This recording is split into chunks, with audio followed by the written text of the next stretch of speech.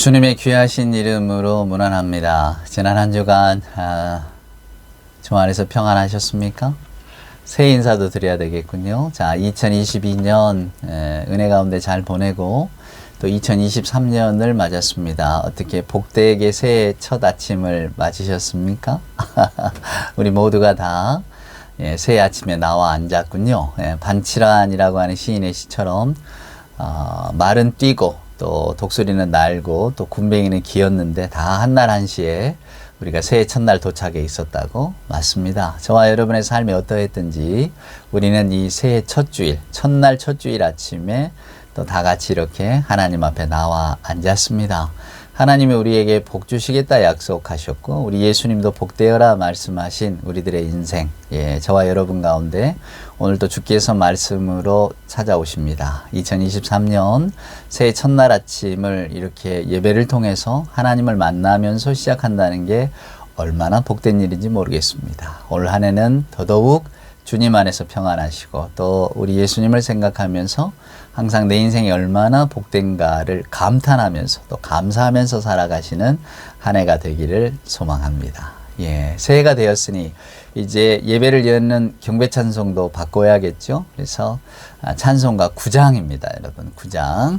이건 한 절이 길기 때문에 이제는 뭐 1절 혹은 2절 뭐 이렇게 한 절씩만 불러야 될 건데요. 좋은 성가대가 있어서 이 찬양을 불러주면 얼마나 좋겠습니까만은 오늘 저나 여러분은 저희들의 목소리만으로 신앙 고백하듯 또 오늘 이 예배 중에 우리 주께서 꼭 오시고 우리 예배를 받아주시기를 간절한 마음으로 한 절씩 불러가면 여러분 우리가 예배를 시작하는 가장 좋은 마음가짐이 아닐까 생각합니다. 오늘은 찬송가 9장 제 1절 찬송하면서 2023년 새해 첫 주일 아침 예배 우리 하나님 앞에 드리도록 하겠습니다. 1절입니다. 하늘에 가득 찬 영광의 하나님, 온 땅에 충만한 존귀하신 하나님, 생명과 빛으로 지혜와 권능으로 언제나 우리를 지키시는 하나님, 성부와 성자와 성령 삼위의 하나님, 우리 예배를 받아주시옵소서. 아멘. 사도신경으로 우리들의 신앙을 고백합니다.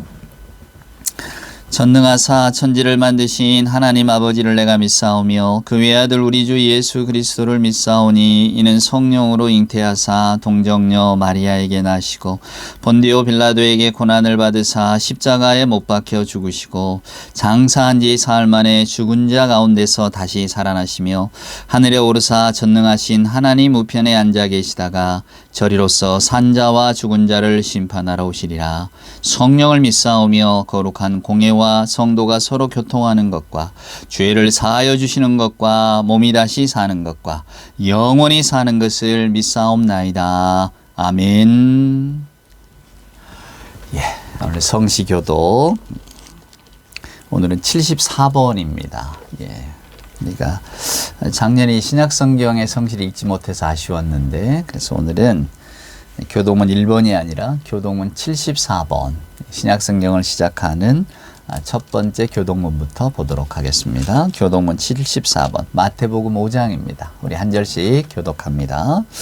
심령이 가난한 자는 복이 있나니 천국이 그들의 것이며 애통하는 자는 복이 있나니 그들이 위로를 받을 것이며 온유한 자는 복이 있나니 그들이 땅을 기업으로 받을 것이며 의에 줄이고 목마른 자는 복이 있나니 그들이 배부를 것이며 긍휼히 여기는 자는 복이 있나니 그들이 긍휼히 여김을 받을 것이며 마음이 청결한 자는 복이 있나니 그들이 하나님을 볼 것이며 화평하게 하는 자는 복이 있나니 그들이 하나님의 아들이라 일컬음을 받을 것이며 의를 위하여 박해를 받은 자는 복이 있나니 천국이 그들의 것임이라. 나로 말미암아 너희를 욕하고 박해하고 거짓으로 너희를 거슬러 모든 악한 말을 할 때에는 너희에게 복이 있나니 기뻐하고 즐거워하라. 하늘에서 너희의 상이 큼이라. 너희 전에 있던 선지자들도 이같이 박해하였느니라. 아멘. 예. 오늘 새해 첫 주일 우리가 함께 부를 예배 찬송은 찬송가 94장입니다. 주 예수보다 더 귀한 것은 없네. 올 한 해 이 마음, 이 신앙 고백으로 한번 살아가 보자고 찬송가 94장을 골랐습니다. 우리 1절과 3절 함께 찬송합시다. 주 예수보다 더 귀한 것은 없네. 이 세상 부귀와 바꿀 수 없네. 영 죽을 내 대신 돌아가신 그 놀라운 사랑이 잊지 못해. 세상 즐거움 다 버리고 세상 자랑 다 버렸네. 주 예수보다 더 귀한 것은 없네. 예수 밖에는 없네. 주 예수보다 더 귀한 것은 없네. 이 세상 행복과 바꿀 수 없네. 유혹과 핍박이 몰려와도 주 섬기는 내 맘 변치 않아. 세상 즐거움 다 버리고 세상 자랑 다 버렸네. 주 예수보다 더 귀한 것은 없네. 예수 밖에는 없네. 아멘. 예, 기도하겠습니다. 사랑과 은총으로 함께 하시는 아버지 하나님 감사합니다. 말씀으로 한처음에 빛과 이 세상 모든 것을 창조하신 우리 아버지 하나님, 새날과 새밤을 만드신 권능으로 우리에게도 새날과 새해 또 새아침을 주시니 하나님 감사합니다. 어둠이 빛을 이기지 못하며 낡은 것이 새 것을 앞설 수 없고 슬픔이 기쁨을 억누르지 못하며 비극이 승리 앞에 무릎 꿇듯이 하나님, 이 세상 온통 불안과 염려 또 혼란의 소용돌이가 하나님의 밝은 빛 아래에서 질서를 찾게 될 것이라는 것, 우리 주 예수 그리스도로 인하여 온 세상의 생명이 회복될 것이라는 사실을 하나님 말씀을 통해서 알게 해 주시니 감사합니다. 하나님, 올 한 해 2023년을 시작하면서 저희들의 마음 가운데 간절한 기도의 제목이 있습니다. 하나님이 기도의 제목을 꼭 들어주옵기를 간절히 소원합니다. 먼저는 사랑하는 사람들을 사랑으로 사랑하고, 죽이고 싶도록 미워지는 사람들도 사랑으로 사랑하고, 노함에는 너그러움, 슬픔에는 슬픔, 즐거움엔 즐거움으로 위로를 나눌 수 있는 우리 아버지 하나님, 그 하나님의 마음이 우리 안에도 있을 수 있도록 주여 도와주시옵소서.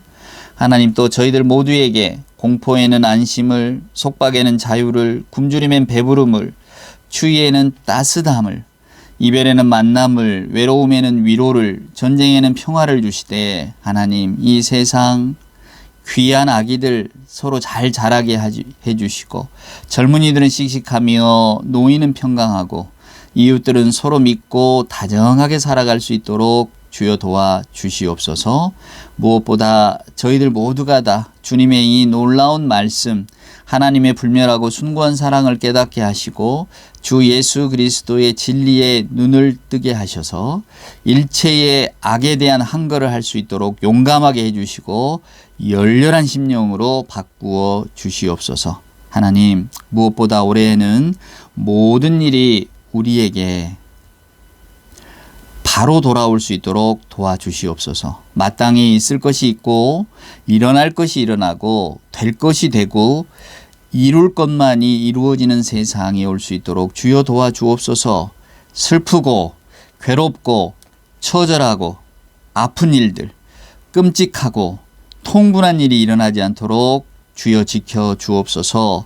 저희들의 힘으로는 어쩌지 못할 일들이 일어나지 않도록 주여 우리를 불쌍히 여겨주시고 함께하여 주시옵소서. 하나님, 새해에는 복 많이 주시옵소서. 마음이 가난한 자가 가지는 복, 슬픈 자가 가지는 복, 온유한 사람이 가지는 복, 정의에 불타고 정의에 목마른 자들의 복, 자비를 베풀고 마음이 깨끗한 사람이 차지하는 복, 평화를 위하여 일하는 사람들이 가지는 복, 바른 말을 하고 옳은 일을 하다가 친구의 미움을 받고 때때로 어려움을 당해도 그 사람이 받는 복, 하늘나라의 많은 복을 우리 모두에게 내려주시옵소서. 복의 근원 되시는 우리 구주 예수님의 귀하신 이름으로 간절히 새해 첫 기도 올리옵나이다. 아멘. 예, 2023년 새해 첫날, 첫 주일, 이 아침에 우리 모두에게 주시는 하나님의 말씀은 여러분 짐작하신 분도 있을 줄 압니다. 시편 1편입니다. 왜 이스라엘 사람들이 매번 새해가 돌아오면 항상 이 말씀을 함께 모여 있고 또 하나님께서 주시는 그 복과 평강을 누린다고 하지요. 우리도 시편 1편 말씀을 한번 다 같이 읽으면서 오늘 하나님이 내게 주실 복이 무엇인가를 한번 더 생각하는 그런 복된 날, 그래서 이 2023년을 한번 힘차게 시작하는 그런 시간들이 되었으면 좋겠습니다. 자, 시편 1편 우리 다 같이 한번 읽어볼까요? 복 있는 사람은 악인들의 꾀를 따르지 아니하며 죄인들의 길에 서지 아니하고 오만한 자의 자리에 앉지 아니하고 오직 여호와의 율법을 즐거워하여 그의 율법을 주야로 묵상하는도다. 그는 시냇가에 심은 나무가 철을 따라 열매를 맺으며 그 잎사귀가 마르지 아니함 같으니 그가 하는 모든 일이 다 형통하리로다. 악인들은 그렇지 아니하며 오직 바람에 나는 겨와 같도다. 그러므로 악인들은 심판을 견디지 못하며 죄인들이 의인들의 모임에 들지 못하리로다. 무릇 의인들의 길은 여호와께서 인정하시나 악인들의 길은 망하리로다. 아멘. 예. 이게 시편 1편의 말씀입니다. 이스라엘 사람들이 시편 1편을 읽고 새해를 시작했다면 우리는 뭘 했을까요? 우리 옛 조상들은 아마 토정비결을 봤겠죠? 어려운 수가 어떤가? 혹시 여러분 가운데도 토정비결 보신 분이 계신가요? 올해가 개묘년이라고 합니다. 개니까 이게 닭개자에서 닭의해인가? 아니고요. 묘입니다. 묘. 토끼해란 뜻이죠. 토끼해. 저희 아버님도 토끼 띠셨는데 예, 개묘, 그러니까 검은 토끼라는 뜻입니다. 작년이 이민년이라서 검은 호랑이였잖아요. 이게 검다는 것은 저나 여러분에게 우리 동양적인 사고방식 속에서는 거물현 그렇잖아요. 아득하다, 가물가물하다 뭐 그런 뜻인데 어찌됐건 이 검다는 것 자체가 저나 여러분에게 주는 의미는 부정적인 것보다는 긍정적인 의미가 많습니다. 더군다나 토끼잖아요. 아마 여러분들이 뭐 그런 분도 안 계시겠지만 토정비결을 보거나 뭐 이렇다면 틀림없이 이렇게 말할 겁니다. 올해는 좀 운이 될 겁니다. 왜냐면 여러분 토끼가 새끼를 많이 낳잖아요. 그러니까 이제 다산, 예, 또 다복 뭐 이런 걸 상징하니까 대신에 토끼는 또 연약한 짐승이잖아요. 그러니까 혹시나 이제 남에게 해를 당할지도 모릅니다. 뭐 주변 사람들 조심하시고 또 뭐 이런 이야기 하겠죠. 또 토끼 귀가 크잖아요. 팔랑팔랑 거리니까 예, 남의 말에 속아 넘어갈 또 뭐가 있으니까 네, 뭐 속아 넘어가지 마시고 뭐 이런 이야기 할 겁니다. 또 뭐 이러겠죠. 심리학적으로 보면 토끼가 다산이나 이런 걸 상징하는 것이 새끼를 많이 낳기 때문인데 새끼를 많이 낳다 보면 부모는 하나고 새끼는 많으니까 이게 잘 돌보지를 못하잖아요. 그러니까 아마 여러분들이 나는 자수성가했어요 뭐 이런 분이 계신다면 틀림없이 이런 이야기 할 겁니다. 자수성가하느라 고생하셨고 근데 뭐 어차피 부모도 못 받으니까 뭐 주변도 못 받으니까 혼자서 무슨 일을 계획하든 뭐 잘해 나가세요. 뭐 이런 이야기 하겠죠? 제가 점쟁이 같은가요? 예, 뭐 다 우리에게 위안을 주는 말이기는 하죠. 그래서 뭐 여러분에게 뭐 좋은 이야기 해주는데 뭐 토끼가 새끼 많이 낳고 뭐 그런 것처럼 다복할 거다. 뭐 이렇게 뭐 사업을 하면 돈 많이 벌 거다. 뭐 무슨 일을 해도 주렁주렁 열매가 많을 거다. 뭐 좋은 이야기죠. 그런 이야기 들으면 기분 나쁠 사람 누가 있겠습니까? 근데 그것은 뭐 여러분 알아서 하시고요. 제가 뭐 아무리 이렇게 뭐 전보지 마세요. 그런 거 믿지 마세요. 말린다고 해도 다 우리들이 뭐 연약하기 때문에 뭐 우리 예수 믿는 분들 가운데도 그런 거 뭐 아직 보러 다니는 분도 많고 또 뭐 지금 뭐 우리 대한민국이 뭐 무속의 나라가 돼버리지 않았습니까? 그러다 보니까 그냥 뭐 예 뭐 아무렇지도 않게 받아들이는 것 같은데 그건 뭐 여러분 알아서 하시고 오늘 저는 하나님의 말씀을 가지고 우리가 올 한 해를 어떻게 살아야 되겠는가를 생각해 보려고 합니다. 자, 여러분 예수님의 첫 일성을 한번 생각해 보세요. 우리 예수님이 처음으로 공생애를 시작하실 때 그러니까 갈릴리 나사렛에서 어려서 자라고 또 아버지를 도와서 일을 돕고 또 함께 또 이렇게 식구들을 건사해 가면서 살다가 이제 정말로 내가 하나님의 일, 하나님 나라를 선포하는 일을 해야 되겠다. 전면으로 이렇게 나서서 활동을 시작하십니다. 우리는 그것을 예수님의 공생애라고 말하죠. 공생애라는 건 사적 생애가 있었다는 이야기 아닙니까? 이게 사적 생애는 부모님과 뭐 어려서 아마 우리가 추측하기로 아버지 요셉은 일찍 돌아간 것 같고 어머니하고 동생들하고 이렇게 어려웠지만 아마 이 토끼 가정처럼 어려웠지만 부모가 별로 역할을 못하니까 아버지 일찍 돌아가시고 하니까 하지만 그 자녀들끼리 그냥 힘 합쳐서 열심히 그들에게 주어진 삶을 살아갔던 그런 삶을 사시다가 이제 하나님 나라 하나님의 복음을 우리에게 전하시려고 세상에 나오셨단 말이에요. 그때 우리 예수님이 나와서 하신 첫 설교 첫 입을 떼신 말씀. 여러분, 우리 인간이라고 하는 게 말을 하는 것이 이 독특성이잖아요. 그러니까 말을 가지고 우리는 모든 것을 다 해결을 하는데, 심지어는 싸움도 다 말로 하는데, 예, 그렇습니다. 그러니까 말이 중요한데, 그 예수님께서 입을 열어 하신 첫 마디 말씀이 뭔지 여러분 기억하시잖아요. 예. 복되어라 아닙니까? 행복하여라. 복이 있어라. 마음이 가난한 자는 복이 있나니. 이렇게. 그러니까 결국 그 말씀은 헬란말 어순대로 따지면 복되어라가 먼저 시작하거든요. 이게 여러분은 복 있는 사람입니다. 여러분에게 행복이 있을 겁니다. 행복하여라. 이러이러한 사람들이요. 마음이 가난한 사람들 여러분은 행복한 분들입니다. 그러니까 예수님의 첫마디 말씀이 행복이라고 하는 것, 복이라고 하는 것을 여러분 꼭 생각하셔야 됩니다. 그러니까 우리 예수 복음은 복 받는 복음이에요. 복에 관한 거예요. 그러니까 복음이잖아요. 복음. 기쁜 소식, 복음. 복의 이야기잖아요.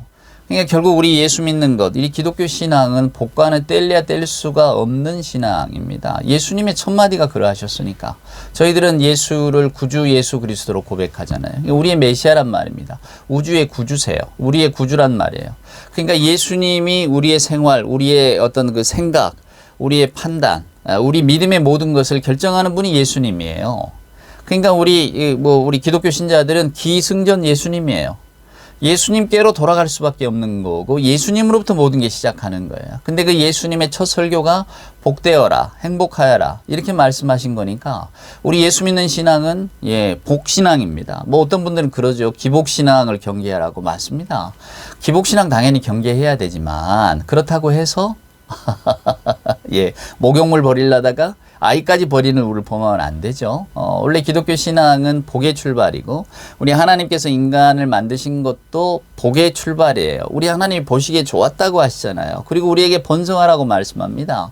생육하고 번성하라고. 결국 우리에게 주시는 복된 말씀이 무엇인가를 생각할 때에 결국 하나님과 복과 맞닿아 있다는 사실을 우리가 기억해야 됩니다. 아마 여러분 가운데 지금껏 쭉 제 설교를 이렇게 들어오신 분이라면 아니 도대체 저분이 무슨 말씀을 하려고 지금 복에 대한 이야기를 길게 하시지?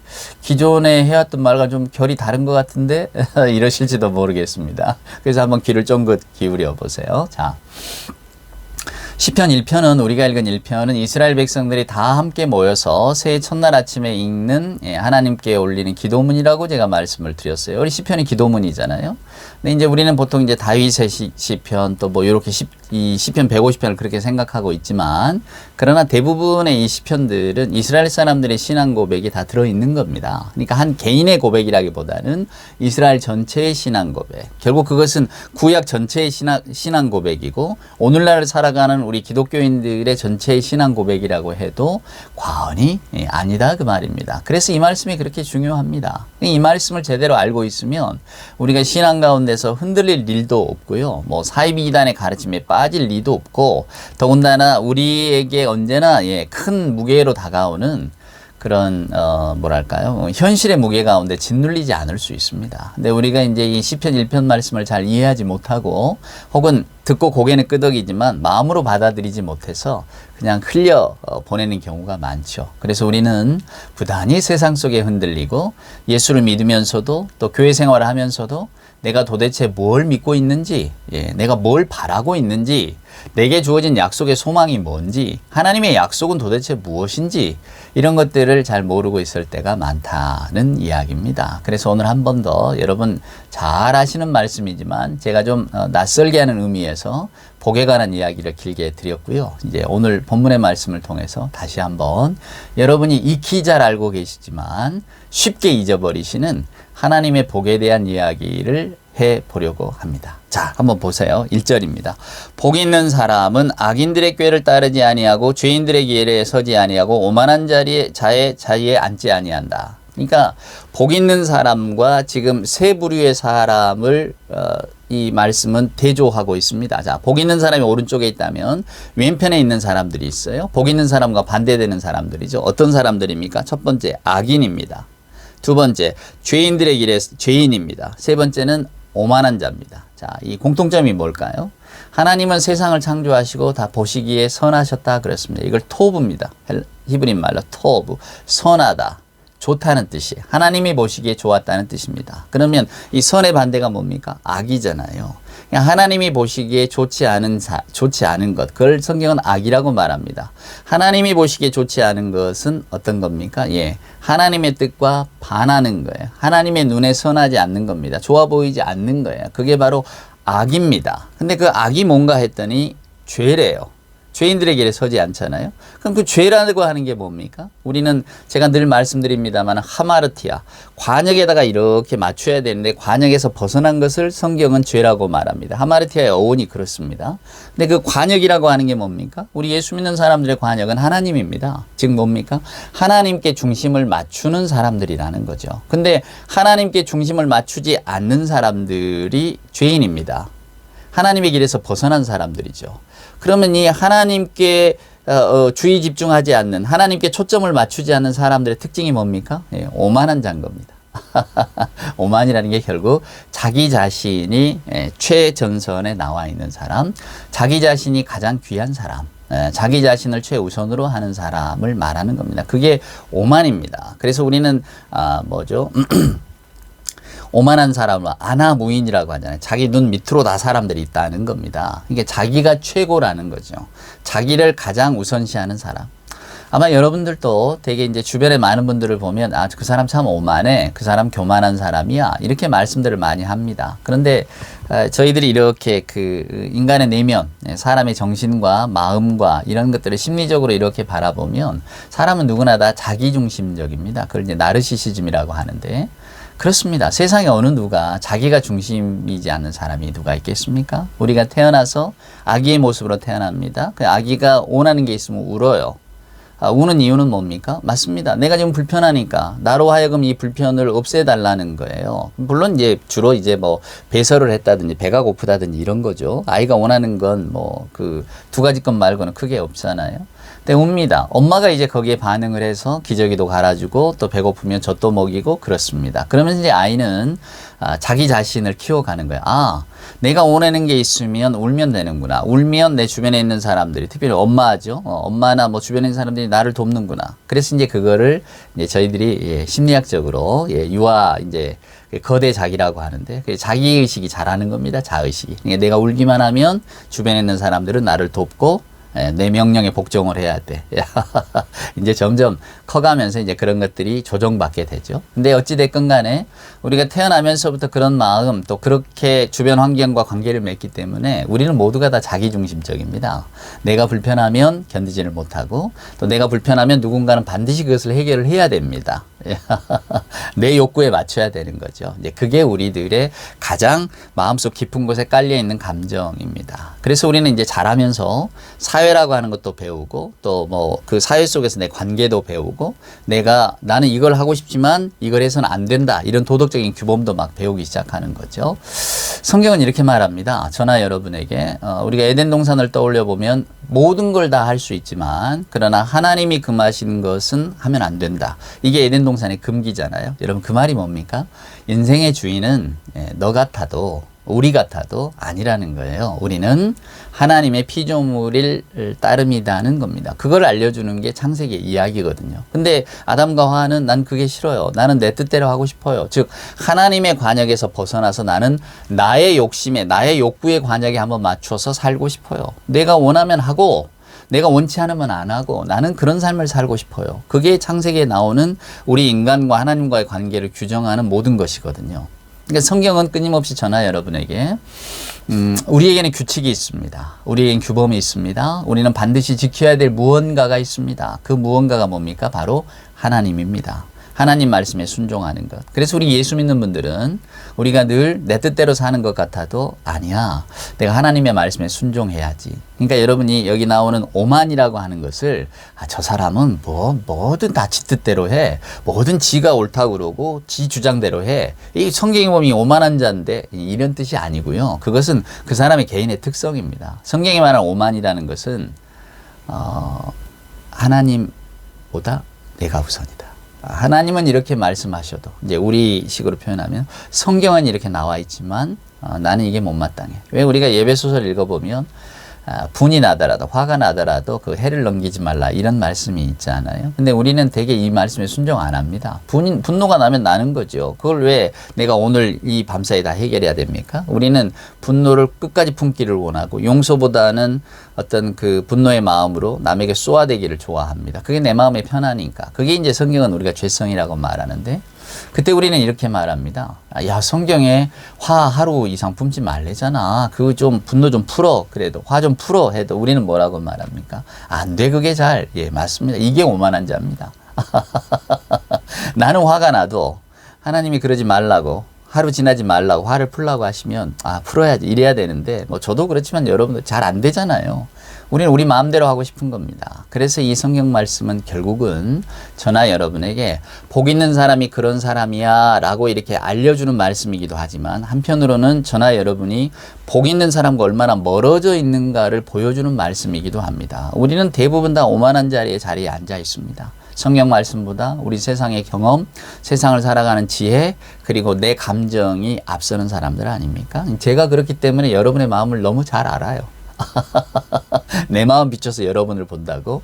아마 저나 여러분이나 다 50% 100% 아니겠습니까? 우리 중에 그 누군가는 조금 더 참고 조금 더 견디고 조금 더 마음이 넉넉할 뿐이지 그 조금이라는 게 성경 말씀과 부합하는 조금은 아닙니다. 대부분 우리는 우리의 성정대로 우리의 마음 씀대로 살아갑니다. 우리의 욕구, 우리의 감정이 시키는 대로 살아가요. 그래서 성경이 저나 여러분에게 죄인이라고 말하는 겁니다. 그래서 우리에게 그리스도가 필요하다고. 맞습니다.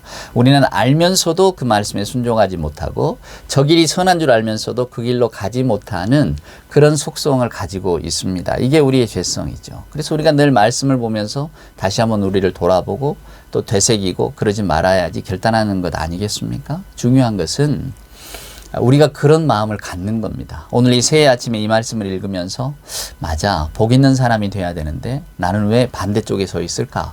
이걸 항상 생각하셔야 돼요. 아까 제가 소두에 말씀드렸던 것처럼 야, 올해가 토끼해니까 내가 하는 일마다 잘 될 거래. 뭔가 하나를 투자하면 10개, 20개가 막 이렇게 열릴 거래. 토끼가 새끼를 많이 낳는데 그것처럼 올해는 내게 복이 오는 운세래잖아? 이런 말씀을 붙들고 우리가 살아가기가 쉬워요. 사랑하는 여러분 그렇지 않습니까? 오늘 이 말씀을 생각하시자고요. 내가 얼마나 복 있는 사람과 멀어져 있는가. 예?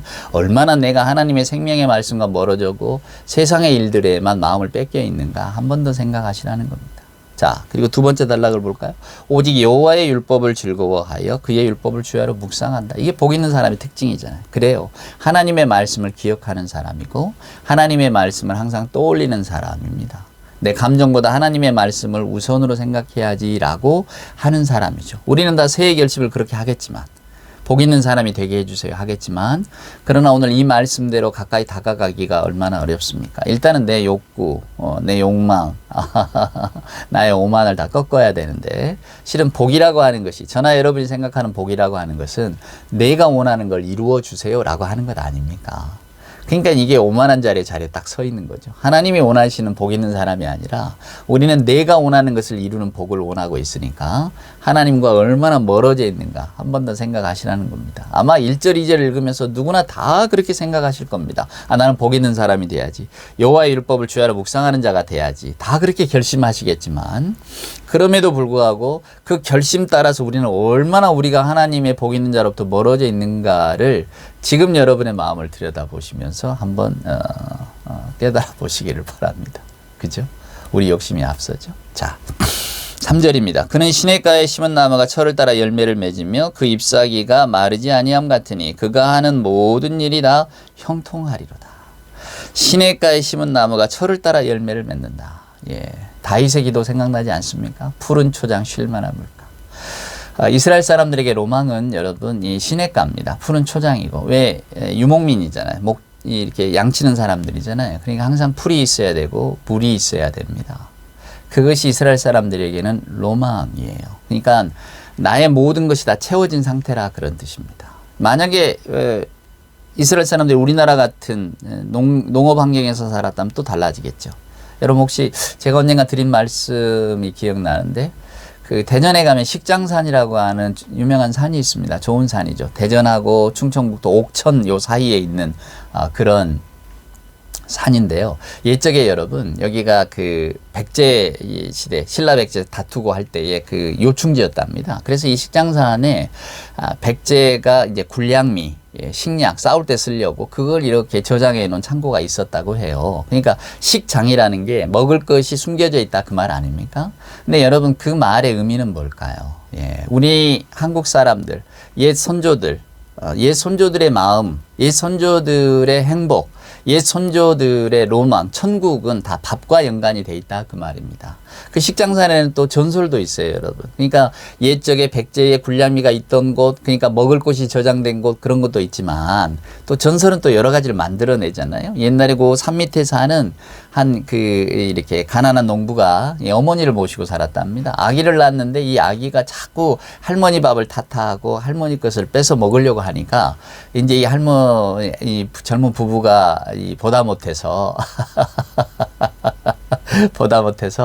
예, 그냥 이 아이를 묻으려고 아이는 또 나면 된다. 그러나 혼자 있는 어머니를 굶길 수는 없으니까 예, 아이를 파 묻으려고 산으로 갔대잖아요. 근데 그 묻으려고 이렇게 땅을 파다 보니까 거기서 그릇 하나가 나왔는데 그래서 그냥 아이를 못 먹고 그 그릇을 가져왔더니 다음날 아침에 보니까 그릇에 쌀이 수북하더라는 거 아닙니까? 먹고 또 놔뒀더니 또 그냥 수북하고 이게 쌀이 나오는 그릇인 거죠. 나중에 이제 그렇게 어머니를 모시고 예, 잘 살다가 어머니 돌아가시니까 이제 그걸 거기다 산에다 다시 가서 묻었대잖아요. 착한 농부니까 또 묻었겠죠. 그래서 식기산, 식장산이다 뭐 이런 식으로 불린다고 합니다. 여러분. 예, 그거는 이제 우리나라 사람들의 로망이 거기 있는 거죠. 쌀밥 먹는 거. 그래서 제가 언젠가 여러분 설교 말씀하면서 서정춘이라고 하는 시인의 1959년 요 시 한번 말씀드리지 않았습니까? 참 기억에 남는 시인데 왜 어리고 배고픈 아들이 예, 고향을 떴다. 그 아버지가 그 아들에게 말하잖아요. 아가 배불리 밥 먹는 곳 그곳이 고향이다. 예. 짧은 시입니다만은 우리 마음을 울립니다. 1959년에 대한민국 사람이 그렇게 살았어요.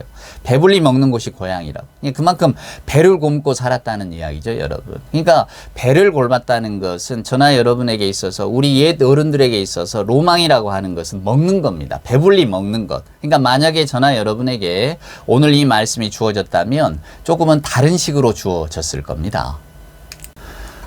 다윗과 이스라엘 백성들은 푸른 초장, 쉴만한 물가, 시냇가 뭐 요렇게 생각했다면 우리들은 막 쌀이 나오는 넓은 들판 뭐 이런 걸로 생각을 했겠죠. 이게 결국 이 말입니다. 시냇가에 심은 나무가 철을 따라 열매를 맺는다는 것은 그만큼 모든 근심과 염려와 걱정이 없어지는 모든 것이 다 배부른 모든 것이 더 만족한 그런 상태를 뜻하는 거예요. 그러니까 복 있는 사람이라고 하는 것은 더 이상 바랄 게 없다는 뜻입니다. 더 이상 바랄 게 없는 상태를 복 있는 사람이라고 이야기하는 거예요. 그러니까 율법을 주야로 묵상하는 사람은 더 이상 바랄 게 없는 사람이 됩니다 라는 뜻입니다, 여러분. 그러니까 우리가 기독교 복음을 제대로 알면 저나 여러분들이 현실에서 눈을 좀 돌리게 됩니다. 우리는 제가 늘 먹고 사니즘 이런 말씀을 드립니다만은 세상에서 가장 중요한 게 먹고 사는 문제입니다. 그러니까 예나 지금이나 모든 정치가들은 이 먹고 사는 문제를 해결하려고 애를 많이 쓰고 살지 않습니까? 근데 저나 여러분이 이 먹는 게 전부는 아니잖아요. 먹는 게 전부는 아닙니다. 그쵸, 여러분? 예. 인간이라고 하는 우리 존재가 그냥 먹는 거, 배가 부르다고 해서 모든 걸 만족하지는 않거든요. 그러니까 오늘 이 성경 말씀은 그 인간의 조건을 뛰어넘는 더 무언가가 있다는 거예요. 우리에게 아무리 배고픔이 해결이 되고 뭔가 우리가 그냥 이렇게 배부르고 등 따시고 이렇게 편안한 의식주 상황 속에 살아간다 할지라도 과연 그것이 인간에게 영원한 행복을 줄 것이냐 아니라는 거죠. 우리 인간의 조건은 뭡니까? 죽음이 우리 앞에 있다는 거 아닙니까? 그래서 우리는 늘 불안과 염려 가운데 살아갈 수밖에 없습니다. 인간은 유한하고 시간만 흘러갈 뿐이죠. 영혼의 반대가 시간 아닙니까? 그러니까 우리는 영원하지 않는 존재이기 때문에 항상 시간에 매여 있다 그 말입니다. 아무리 재벌 아들로 태어나서 하는 일마다 잘 되고 혹은 유력한 정치가의 가문에서 태어나서 하던 일 다 권세 누리고 또 그 정치가의 뒤를 이어받아서 자기 역시 세상에 비할 데 없는 권세를 누린다고 할지라도 피해가지 못하는 게 뭡니까? 시간 아닙니까? 시간 속에서 그는 늙어가고 그는 죽음을 맞이하게 될 겁니다. 그래서 인간의 마지막은 다 똑같아요. 염려와 근심 가운데 불안과 공포 속에 죽음을 맞게 되는 겁니다. 그럼 어떻게 그 인생을 복 있다고 할 수 있겠습니까? 복이라는 것은 더 이상 바랄 게 없는데 오늘 이 죽음을 앞둔 사람에게 더 이상 바랄 게 없다는 상태가 뭐겠어요? 죽지 않은 것 아니겠습니까? 성경은 오늘 저나 여러분에게 그 근본적인 문제를 이야기합니다. 자, 복 있는 사람, 여호와의 말씀을 묵상하는 사람. 근데 이 사람은 어떤 사람이냐? 시냇가에 심은 나무가 마르지 않고 늘 그냥 철 따라 과일을 맺히는 것처럼 오늘 성경 말씀이 나오는 것처럼 형통한 것처럼 걸리는 게 없는 사람과 같이 됩니다 라고 하는 겁니다. 그래서 결국 복 있는 사람의 핵심은 뭐냐면 여호와의 율법을 주야로 묵상하는 데 꽂혀 있는 거예요. 그러면 여호와의 율법이라고 하는 게 여러분 뭡니까? 하나님의 세계를 말하는 겁니다. 하나님이 저와 여러분의 영원한 아버지 되신다는 것, 하나님은 저와 여러분을 영원토록 사랑하신다는 것, 하나님이 세상을 이토록 사랑하사 독생자를 주셨습니다. 그죠? 우리를 사랑하셨기 때문에 그 아들 예수 그리스도를 우리의 구원을 위해서 보내주셨다는 겁니다. 이게 기독교 신앙의 핵심입니다. 그래서 우리는 마치 우리가 사는 것 같아도 저나 여러분이 우리에게 허락된 인생의 삶, 그 시간, 그 조건 다 다양하지만 그래서 나름 그 안에서 다 이렇게 각각 살아가 보려고 애를 쓰고 발버둥을 치지만 그래서 어느 누구는 그 가운데서 행복했다고 하고 어느 누구는 내 인생은 슬픔뿐이었어요. 또 이렇게 이야기하기도 합니다. 다 다른 인생을 살아가지만 종국에는 우리가 어떻게 한다는 겁니까? 아버지의 사랑 안으로 돌아간다는 겁니다. 제가 늘 말씀드리지만 저나 여러분에게는 돌아갈 집이 있어요, 여러분. 이게 기독교 신앙의 핵심입니다. 내게는 돌아갈 아버지 집이 있다라고 하는 그 사실 하나, 거기에 딱 붙들린 사람은 복된 사람이 되는 거예요. 오늘 우리들의 현실이 우리 마음을 아프게 합니까? 그럴 수 있습니다. 누구나 다 세상의 아픔 겪지 않기를 바라고 누구나 다 세상의 삶이 평탄하기를 바랍니다. 그러나 여러분, 평탄한 우리가 흔히 그러잖아요. 꽃구름 속에도 근심은 있다고. 자, 평탄한 삶을 사는 것처럼 보여도 그의 삶 가운데는 말할 수 없는 아픔과 슬픔과 해결하지 못하는 두려움과 어떤 그 공포가 있다 그 말입니다. 어느 누구나 다 마찬가지입니다. 이게 인간의 삶의 조건입니다. 그러니까 오늘 성경은 바람에 흩날리는 겨와 같이 되지 말라고. 악인의 특징은 그렇게 말하잖아요. 이게 뭡니까? 그냥 세상 따라 이리저리 흔들리는 겁니다. 오늘은 여기 갔다가 내일은 저기 갔다가 여기에 복이 있을까 찾아갔다가 이 복이 전부인 줄 알았다가 또 바람이 불러서 쓱 날아가면 또 이건 또 아닌가 보다 또 헤매고 다니고 이게 우리의 인생들 아닙니까? 근데 오늘 성경은 하나님께 고정된 사람, 하나님께 집중하는 사람은 흔들리지 않는다고 말합니다. 그게 바로 시냇가에 심은 나무처럼 된다는 거죠. 형통합니다. 뿌리가 깊이 내립니다. 흔들리지 않습니다. 오늘 성경 말씀의 핵심이 바로 여기에 있습니다. 하나님의 사랑 가운데 우리는 있다는 것. 그 하나님이 우리를 사랑하시기 때문에 우리의 삶이 불안하지 않다는 것. 우리의 삶의 근본이 흔들리지 않는다는 것. 그리고 우리가 아무리 연약할 때에도 구주 예수 그리스도께서 함께 계신다는 것. 우리에게 육신의 죽음이 오더라도 우리는 돌아갈 영원한 집이 있다는 것을 하나님이 약속해 주셨다는 것. 그 약속의 징표로 예수 그리스도를 우리 앞에 보내주셨고 또 다시 오겠다고 약속하셨다는 것을 증거하고 있는 이 성경 말씀. 이것이 오늘 저와 여러분의 복의 근원입니다. 이게 바로 여호와의 율법을 주요로 묵상하는 거예요. 하나님의 말씀을 날마다 한 구절씩 읽어내는 게 아니고 아마 여러분 가운데에도 나 2023년에는 꼭 성경 통독 한번 할 거야 이렇게 생각한 분 계실 겁니다. 맞습니다. 성경 통독 참 좋죠. 그러나 여러분 읽는 데만 마음을 뺏기면 안 됩니다. 그 말씀이 무엇을 가리키는가를 곰곰이 생각하셔야죠. 그러니까 차라리 저는 이런 말씀을 드리고 싶어요. 1년에 성경을 한 권을 다 읽는다 이게 아니고 하루에 한 장씩 나는 읽겠습니다. 하지만 그 말씀을 깊이 읽겠습니다. 그 말씀의 의미가 무엇인가를 제 마음속으로 새기겠습니다. 그러니까 속도에 제가 이렇게 이 마음을 뺏기는 게 아니고 나 한번 읽었다. 제가 언젠가 여러분 말씀드리지 않았습니까? 저 초등학교 다닐 때 저희 형제가 많았는데 아버님이 꼭 방학 때가 되면 성경 신약 성경 꼭 한 번씩 읽으라 그랬어요. 다 읽고 나면 돈 500원을 주셨단 말이에요. 그때 500원이 크단 말입니다. 그러니까 뭐 밥 먹으면서도 읽고 막 했어요. 뭘 알고 읽었겠습니까? 초등학생이 더군다나 지금처럼 무슨 쉬운 성경이 있는 것도 아닌데 예전에 그 관주 성경 있잖아요. 막 한문도 섞여 있고 모르죠. 그냥 막 읽어대는 겁니다. 일부러 아버지 보라고 밥 먹는 자리에서 막 읽고 저놈이 성경을 읽고 있구나. 아버님이라고 왜 모르셨겠어요. 저놈들이 저걸 읽는다고 뭘 알겠습니까? 단지 성경에 있는 습관을 들여주고 싶으셔서 또 성경이라고 하는 것이 결국은 우리들의 삶에 손에서 떼서는 안 된다는 거 어린 자식들에게 그걸 가르치시려고 그러지 않으셨겠습니까? 그렇습니다. 말씀을 가까이 두는 것 참 복된 일입니다. 그러나 그 말씀이 뜻하는 것을 알면서 읽으셔야죠. 그러니까 욕심 크게 내지 마세요. 1년에 성경 이거 다 읽어서 무슨 의미가 있습니까? 평생 그냥 계속 읽어가면 되죠. 그때 그냥 한 절 한 절 읽을 때, 한 구절 한 구절 읽을 때마다 내 마음속에 감동이 일어나고 신앙 고백이 나온다는 게 그게 중요한 것 아닙니까? 그러니까 천천히 가세요. 한꺼번에 하려고 하지 마세요. 하나님의 말씀 그냥 한 절씩 한 절씩 마치 소가 되새김질하듯이 이렇게 씹어 드시면서 원래 묵상하다는 게 막 이렇게 씹고 뜯고 뭐 이런 거 아닙니까? 개가 이렇게 막 그 뼈다귀 뜯는 말입니다. 거기에서 이렇게 온 말인데 그러니까 그렇게 말씀 하나를 갖고 오작오작 하면서 그냥 하루를 보내세요. 그리고 그 말씀 안에서 기쁨을 발견하시는 겁니다. 그게 바로 하나님의 복입니다. 여러분.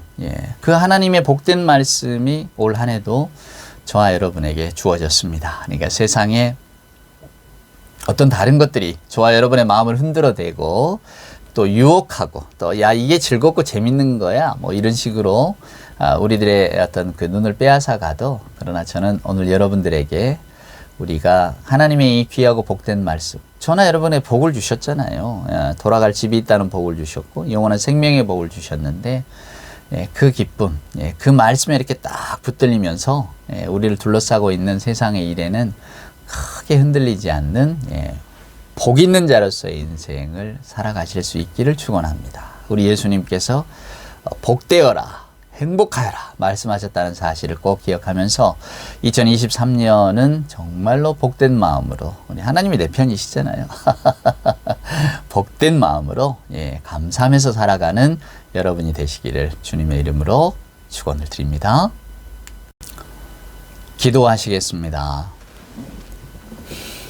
이제는 우리 구주 예수 그리스도 크신 은혜와 아버지 하나님의 만극하신 사랑하심과 자비하신 성령님의 함께하심이 2023년 새해 첫날 첫 주일 주님 앞에 와 고개 숙이며 진정으로 주 안에서 복 있는 자로 살기를 소원하는 우리 예배하는 모든 교우들 머리 위에와 저들의 생각, 저들의 신앙, 저들의 가정, 또 저들의 직장, 저들의 소망 위에 주님 사랑하시는 이 땅의 모든 교회들 위에 하나님의 자녀들 위에 이제로부터 영원 무궁토록 함께하여 주옵기를 간절히 축원하옵나이다. 아멘.